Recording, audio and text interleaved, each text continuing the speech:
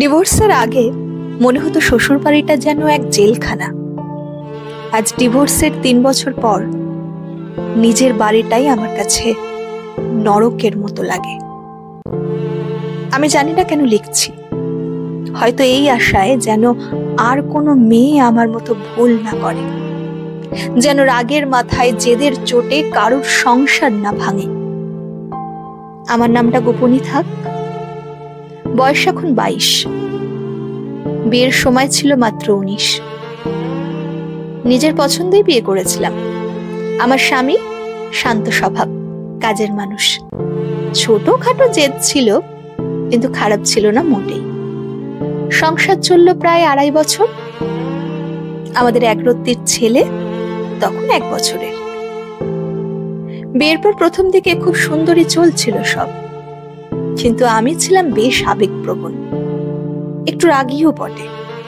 সামান্য কথাতেই মন খারাপ হয়ে যেত, আর একটু ঝগড়া হলেই ব্যাগ গুছিয়ে বাপের বাড়ি চলে আসতাম। সেই সময় আমার দিদি, মামা, ভাইরা সবাই আমার পাশে দাঁড়াতো। ওদের কাছে নিজেদের কষ্টগুলো খুলে বলতাম, কিন্তু নিজের ভুলের কথা বলতাম না কখনো। সবাই স্বামীকে দোষারোপ করত, আর আমিও ভাবতাম আমি তো কিছুই ভুল করিনি। একদিন তুচ্ছ একটা বিষয় নিয়ে আমাদের প্রচন্ড ঝগড়া বাঁধে। কথার পর কথায় আমি এমন সব কথা বলেছিলাম যেগুলো কোনো স্ত্রীকেই স্বামীর প্রতি বলা উচিত নয়। রাগে উত্তেজনায় ওর সহ্য শক্তি ভেঙে যায়, আর ও এক চড় মেরে বসে। ওই একটা চড়ই আমার জীবনের মোড় ঘুরিয়ে দেয়। রাগে কাঁপতে কাঁপতে আমি বাপের বাড়ি ফিরে আসি।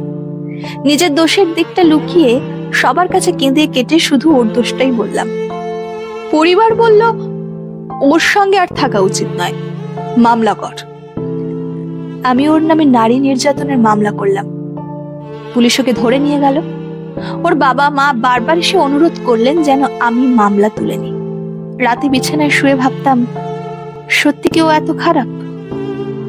ও তো সঙ্গে সঙ্গে হাত জোর করে ক্ষমাও চেয়েছিল। আমি যদি তখন একটু ধৈর্য ধরতাম। শেষমেশ মামলা তুলে নিলাম, কিন্তু ওর কাছে ফেরত গেলাম না।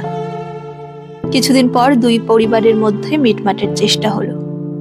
সবাই বলল নতুন করে শুরু করতে। আমিও রাজি হলাম। প্রথম কিছু মাস সব ঠিকই চলছিল, কিন্তু হঠাৎ একদিন আবার ঝগড়া, আর আমি ফের বাপের বাড়ি। ও অসুস্থ শুনেও যাইনি।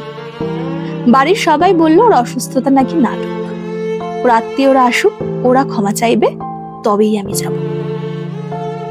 কিন্তু কেউ এলো না। তার বদলে এলো একটা চিঠি, ডিভোর্স লেটার। চিঠিটা হাতে পেয়েই আমার ভেতরটা জ্বলে গেল। ভাবলাম, এ কি সাহস!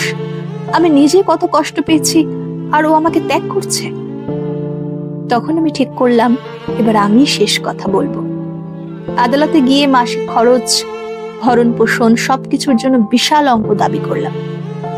ভাবলাম ওর যেন নিঃশ্বাস নিতে কষ্ট হয়। কিন্তু ও একটা কথাও না বলে সব মেনে নিল। আমার হাতে এলো সন্তান, আর্থিক নিরাপত্তা, আর ওর হাতে এলো স্বাধীনতা। আজ 3.5 বছর কেটে গেছে। শুনেছি ও আবার বিয়ে করেছে, বেশ ভালোই আছে। আর আমার জীবন যেন থমকে গেছে। রাতে ছেলের ঘুমন্ত মুখের দিকে তাকিয়ে ভাবি, একটা ভুল, একটুখানি জেদ, এক মুহূর্তের রাগ কিভাবে একটা পুরো সংসার শেষ করে দিল। ও আমাকে একবার মেরেছিল, কিন্তু আমি ওকে কথায়, অহংকারে, অভিমানে অজস্র বার আঘাত করেছি। আজ বুঝি সংসার মানে ক্ষমা করা, মানিয়ে নেওয়া, ভালোবাসার মধ্যে ছোট হয়ে যাওয়া। বড় হয়ে গেলে সংসার টেকে না, টেকে না মনের টান। যারা ভাবছেন ডিভোর্স মানে মুক্তি, না, মুক্তি নয়, সেটা এক ধরনের নিঃসঙ্গ কারাবাস। যখন চারপাশে সবার সংসার, হাসি খুশি জীবন, তখন নিজের একলা ঘরটা সত্যি দম বন্ধ করা নরকের মতো লাগে। আমার শুধু এতটাই বলার আছে, বোনেরা, স্বামীর সঙ্গে ঝগড়া হতেই পারে, কিন্তু রাগের মাথায় ডিভোর্স দাও, কথাটা মুখে আনবেন না। একটু নরম হন, একটুখানি ছাড় দিন, হয়তো তাতেই আপনার পুরো জীবন বদলে যাবে, পুরো জীবন।